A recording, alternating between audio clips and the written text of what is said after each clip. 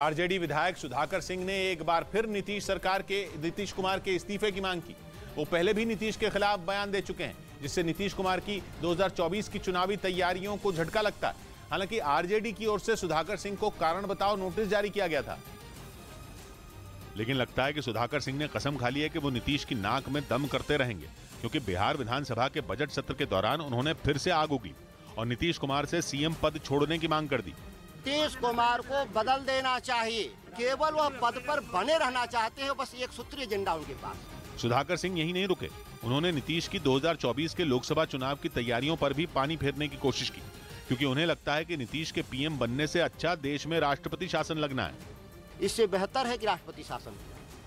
यानी नीतीश की सहयोगी पार्टी के ही एक नेता उनके पीछे हाथ धोकर पड़ गए और उनके पीएम पद की दावेदारी के सपने को तोड़ने पर उतारू हो गए, जिससे बीजेपी के रास्ते के कांटे अपने आप हट सकते हैं, क्योंकि नीतीश गुपचुप तरीके से तीसरे मोर्चे की अगुवाई का प्लान बना रहे हैं। इस बीच चीन के तीखे तेवर देखते हुए ऑस्ट्रेलिया भी अपनी सेना को मजबूत करने के लिए एक्शन में आ गया। उसने एक 3-in-1 मिलिट्री ड्रोन बनाया, जिसे ऑस्ट्रेलियन इंटरनेशनल एयर शो में पेश किया गया। क्योंकि ऑस्ट्रेलिया अच्छी तरह जानता है कि चीन की सेना के आगे उसकी सेना और हथियारों का कोई मुकाबला ही नहीं, लेकिन ऑस्ट्रेलिया के पास वो है जो चीन के पास नहीं। ऑस्ट्रेलिया के साथ अमेरिका भी है और ब्रिटेन भी, मगर ऑस्ट्रेलिया सिर्फ उनके ही भरोसे नहीं रहना चाहता। इसलिए ऑस्ट्रेलिया ने ऐसा हथियारबंद ड्रोन बनाया जो कि आसमान से जमीन पर वार भी कर सकेगा और दुश्मन की जासूसी भी कर पाएगा। बताया गया कि ऑस्ट्रेलिया के इस ड्रोन में हेलीकॉप्टर और हवाई जहाज दोनों की खासियतें हैं और वो 100 किलो तक वजन उठा सकता है। उधर हांगकांग में कोरोना काल से लागू मास्क पहनने के सख्त नियम को 945 दिनों बाद हटाने का ऐलान किया गया।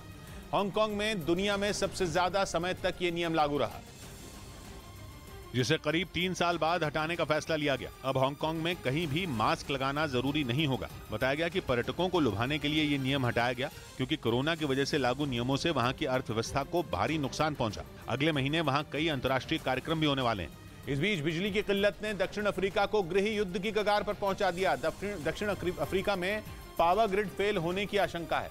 डर है कि इस वजह से वहां इतने भयानक दंगे भड़क सकते हैं कि गृह युद्ध जैसे आसार बन जाएंगे, क्योंकि दक्षिण अफ्रीका में लोगों को 6-6 घंटों तक बिना बिजली के गुजारा करना पड़ रहा है। इस वजह से वहां लोग भड़के हुए हैं, बड़े पैमाने पर विरोध प्रदर्शन हो रहे हैं। आशंका जताई जा रही है कि अंधेरे का फायदा उठाकर घरों और दुकानों में लूटपाट भी हो सकती है। बिजली न होने का असर इंटरनेट और खाने और पानी की सप्लाई पर भी पड़ सकता है। यही वजह है कि अमेरिका और ऑस्ट्रेलिया जैसे देशों ने तो दक्षिण अफ्रीका में रहने वाले अपने नागरिकों को खाने पीने के लिए कई दिनों का सामान जमा करने की हिदायत दे दी है। इधर गुजरात के वलसाड में एक फार्मा कंपनी की इमारत में धमाका हो गया, जिसकी वजह से वहां भीषण आग लग गई, जिसमें झुलसकर 2 मजदूरों की मौत हो गई, जबकि 2 मजदूर घायल हो गए। वहां धमाके की वजह से पहले तो इमारत का एक हिस्सा गिर गया, फिर उसमें भीषण आग लग गई। इससे पहले कि दमकल विभाग की टीम वहां पहुंचकर आग पर काबू पाती, आग की लपटों ने पूरी इमारत को अपनी चपेट में ले लिया। हालांकि वहां धमाका किस वजह से हुआ इसका पता नहीं चल सका।